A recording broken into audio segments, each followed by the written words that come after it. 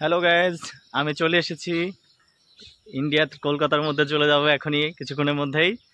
মাত্র বাংলাদেশের customs complete করে ইমিগ্রেশন শেষ করে এখন ইন্ডিয়ার সাইডে যাচ্ছি। সীমান্ত ঘেরা কাঁটাতারের বেড়ার পাশ দিয়ে হেঁটে যাব। সাথে সৌরভদা আছে, দেখতে পাচ্ছেন। আজকে আপনাদেরকে সারাদিন ঘুরে দেখাবো কিভাবে ঢাকা থেকে কলকাতা খুব কম খরচে যেতে পারবেন। গাইজ, আমরা এখন 0 পয়েন্টে চলে এসেছি।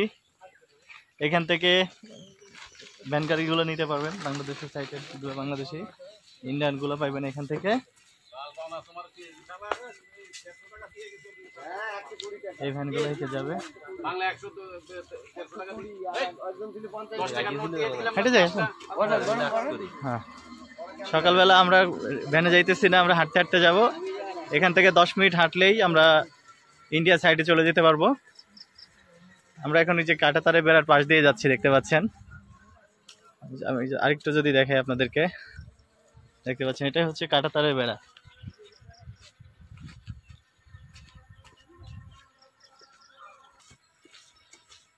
দেখেন, এই সেই কাঁটাতারের বেড়া, যে কাঁটাতারে কত শত শত হাজার হাজার বাঙালিকে মেরে ঝুলিয়ে রেখেছিল। সেই কাঁটাতারের বেড়ার পাশ দিয়ে যাচ্ছি আমরা। জিরো পয়েন্ট বা নো ম্যানস ল্যান্ড দিয়ে হাঁটতে যাচ্ছি। আসলে এখানে হাঁটাহাঁটি করাটাও অনেক রিস্কি, তারপরও রিস্ক নিয়েই আমরা যাচ্ছি। এখান থেকে সবাই ভ্যানে যাচ্ছে, ভ্যানে গেলে 40 টাকা ভাড়া নিচ্ছে, আর ইন্ডিয়ান রুপি 30 রুপি নিচ্ছে। আর যদি আপনি হেঁটে যান 10 মিনিট হাঁটলেই যেতে পারবেন, শুধু শুধু এই টাকাটাও খরচ করতে হবে না।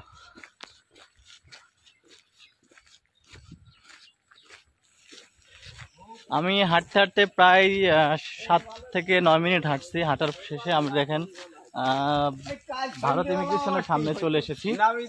এখন আমি এই ইমিগ্রেশন ক্রস করে আমি ভারতে ঢুকবো। এখন ভারতের ইমিগ্রেশনে ঢুকবো আমি। এই যে তার কাটার পুরো শেষ সীমানাতে চলে এসেছি, আর কয়েক সেকেন্ডের মধ্যে পৌঁছে যাব। আর আমার পাশে যা দেখতে পাচ্ছেন, এগুলো সবই ইন্ডিয়ার অংশ। ইন্ডিয়ার একটা প্রাথমিক বিদ্যালয় মনে হচ্ছে যতটুকু, আর বা বিজিবির কোনো বা বিএসএফ এর ক্যাম্প মনে হচ্ছে। পরিবেশটা কিন্তু যথেষ্ট সুন্দর। সকালে এসেছি, মর্নিং ওয়াকটা হয়ে গেল, এই জন্য হাঁটতে হাঁটতে এসেছি। এখন এখানে ছবি বা ভিডিও করা নিষিদ্ধ।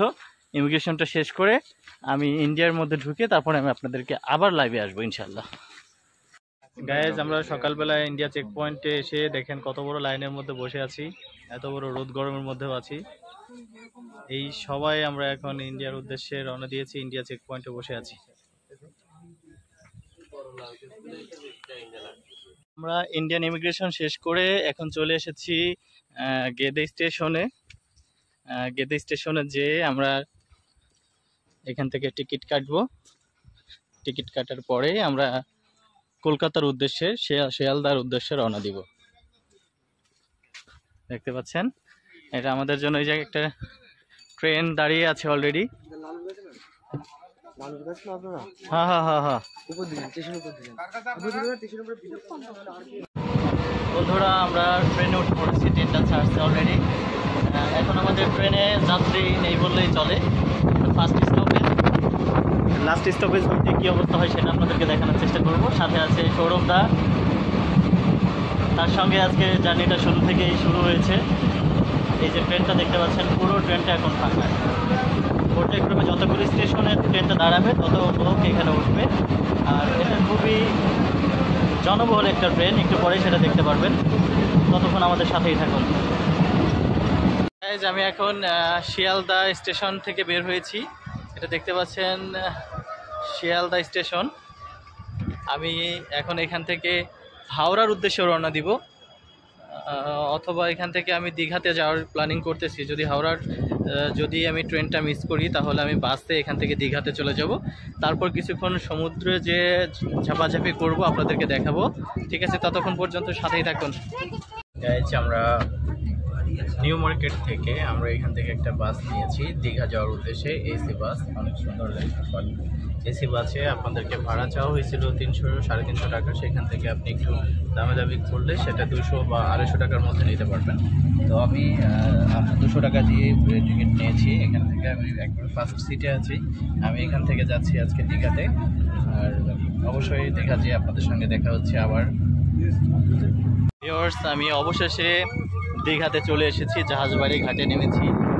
আর এখান থেকে আমি ওই যে পাশে দেখতে পাচ্ছেন ওটা সমুদ্র, এরপর আমি সমুদ্রে নামবো। এটা হচ্ছে পুরো জাহাজের এটাকে বলা হয় হচ্ছে জাহাজবাড়ি ঘাট।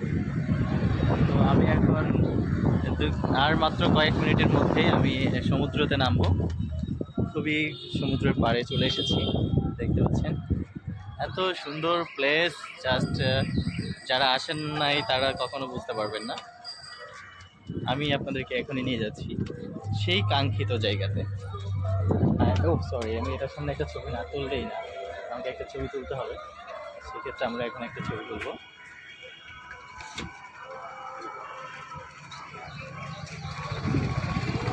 হ্যাঁ, আমরা এখান থেকে কয়েকটা ছবি নিয়েছি। দেখেন জাস্ট পরিবেশটা দেখেন, ক্লিন, নিট অ্যান্ড ক্লিন। আমি কিছুক্ষণের মধ্যে সমুদ্রের কাছে চলে যাচ্ছি। আমি সমুদ্রে যেয়ে আমি আপনাদেরকে আবার দেখাচ্ছি। বন্ধুরা, আমি চলে এসেছি দীঘা সমুদ্র সৈকতে। এখন আমরা একটা বোটে একটা ট্রিপ দিব। আপনাদেরকে দেখাবো আমরা কিভাবে আমাদের বোটটাকে জার্নি করি। জাস্ট এত সুন্দর, আপনারা না দেখলে বুঝতে পারবেন না। আপনারা দেখুন, হাজার হাজার জনগণ। আমি এখন বোটে উঠবো। ভিজে যাচ্ছি তো দাদা, একটু কাছে না, উঠে উঠি। আমরা কি ইতালি যাচ্ছি? এটা পার হয়ে এক সাইডে। হ্যাঁ, আবার কেউ ভাবেন না যে আমরা ভূমধ্যসাগর পাড়ি দিয়ে ইতালি যাচ্ছি। আমরা কিন্তু কেউ ইতালি যাচ্ছি না।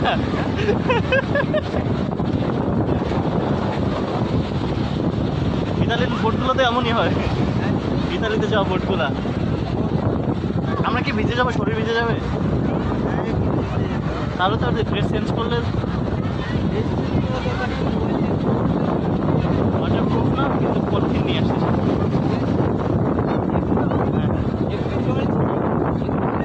ওকে, নো প্রবলেম।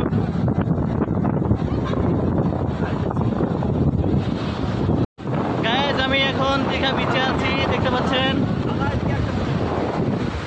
সাথে একটা ভাই আছে আমার, উনি হাওড়া থেকে এসেছে। দেখুন কত সুন্দর। গাইজ, আমরা এখন ট্রেনে উঠবো। আমাদের হাওড়া স্টেশন, দীঘা স্টেশন থেকে আমরা হাওড়া স্টেশনের দিকে যাচ্ছি। আমাদের ট্রেন এখন চলে এসেছে অলরেডি।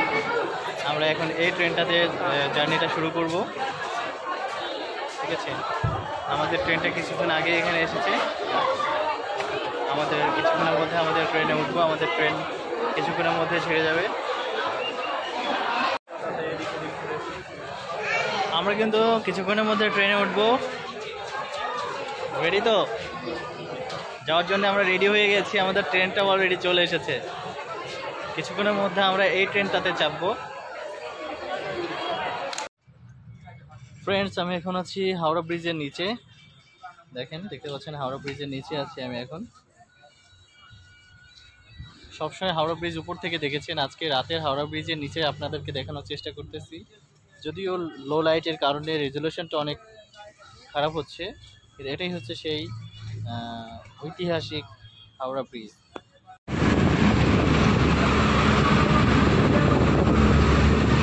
এটাই হচ্ছে সেই হাওড়া ব্রিজ। আমি হাওড়া ব্রিজের উপর দিয়ে যাচ্ছি আজকে। গত রাতে আপনাদেরকে দেখিয়েছিলাম হাওড়া ব্রিজের নিচে থেকে, আজকে ব্রিজের উপর থেকে দেখাচ্ছি। এই যে ঐতিহাসিক ব্রিজ, যেটা দাঁড়িয়ে আছে কোনো পিলার ছাড়া। এই ব্রিজের কোনো পিলার দেয়া নেই, সম্পূর্ণ নদীর উপরে এভাবে দাঁড়িয়ে থাকে। পৃথিবীর ইতিহাসে কোন ইঞ্জিনিয়ারিং, কোন সায়েন্সটা ব্যবহার করা হয়েছে সেটা বিজ্ঞানীরা এখনও খুঁজে পায়নি, বর্তমান বিজ্ঞানীরা। গাইজ, অবশেষে বাংলাদেশে পা দিয়েছি। এখনো যায়নি, সীমান্ততে আছে এখনো, কাঁটাতারের বেড়া দেখতে পাচ্ছেন। কিছুক্ষণের মধ্যে বাংলাদেশে চলে আসবো। ইন্ডিয়ার ইমিগ্রেশন শেষ করে এক্সিট পাস নিয়ে অলরেডি চলে এসেছি। কিছুক্ষণের মধ্যে বাংলাদেশের কাস্টমসের আরেকবার চেকিংয়ের সম্মুখীন হতে হবে। তারপরে আমি আবার আমার ঢাকার উদ্দেশ্যে রওনা দিব। ঢাকায় এসে আবার আপনাদের সঙ্গে দেখা হবে।